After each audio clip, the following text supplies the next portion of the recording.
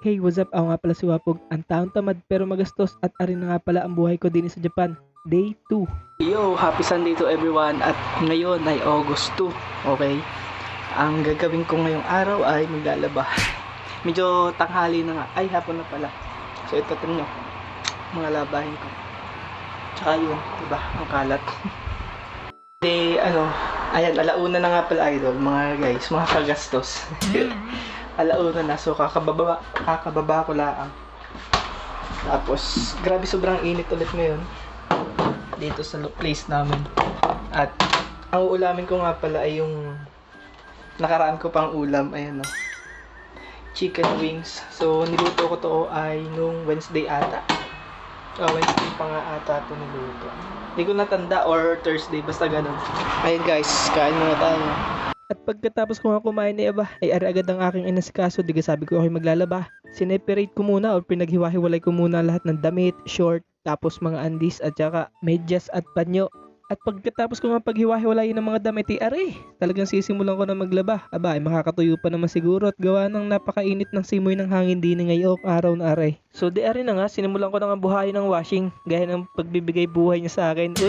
Ito, nilagay ko na yung powder, popcorn, damit at saka iniwan at hinayaang umikot tulad ng ginawa niya sa'yo. Bumalik na nga ako dito sa aking kwarto para i-ready yung mga damit na sunod na lalabhan. Nagligpit na rin ako ng konti, tapos kinuha ko na rin yung mga hanger para naka-ready na pagkatapos umikot ng washing machine gaya na pagpapaikot niya sa'yo. At habang hindi pa nga tapos ang nakasalang sa washing machine ay nagwalis-walis muna ako din sa harap ng aking kwarto. Sinama ko na rin hagdan. Sa paglilinis nga na kailangan kang maingat, baka kasi mahulog ka sa maling tao.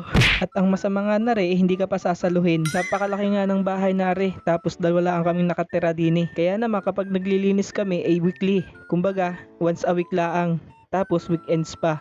Sa loob nga ng isang linggo na yun hindi naman napakaraming dumi din sa aming bahay. Kadalasan, yung mga glitters na nakadikit sa dingding at yung alikabok na galing sa labas. Hindi na talaga mawawala ang ganitong senaryo, lalo na kapag sinabi mong ikay maglalaba. Hawak-hawak ang cellphone tapos nakahiga. May kakilala akong ganito pero hindi ko na lang i-mention. Ayun na nga, makatapos. At pagkalipas nga ng ilang oras nakatapos na rin akong maglaba. Pinahahangar ko na nga, talagang abot pa sa sikat ng araw. Medyo masakit pa naman sa balat kahit papano. Pagkatapos ko nga ihangar ang mga damit ay bumaba na ako at tinignan ang laman ng rep kung anong pwedeng lutuin para bukas. Saktong nagkikrib pa naman ako sa giniling kaya ito muna ang kinuha. Nilagay ko muna din Tapos kinuha ko kasi ang gagamitin ko para maging giniling yung kinuha kong karne kanina.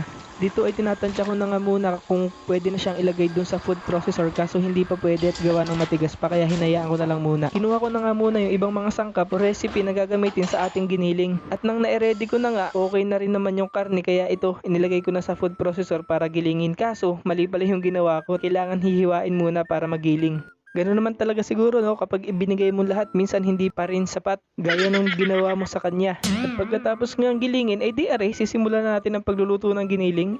Inuna ko na nga sibuyas at bawang kaysa unahin ang aking sarili. At pagkalipas nga ng ilang minuto, tapos na. Ako'y kumain at nagutom hanggang dito na lang muna ang aking video na at bukas na uli. Maraming salamat sa nakasupport kay Wapog. Sa araw na wala tayong nagastos. Yun lang, God bless.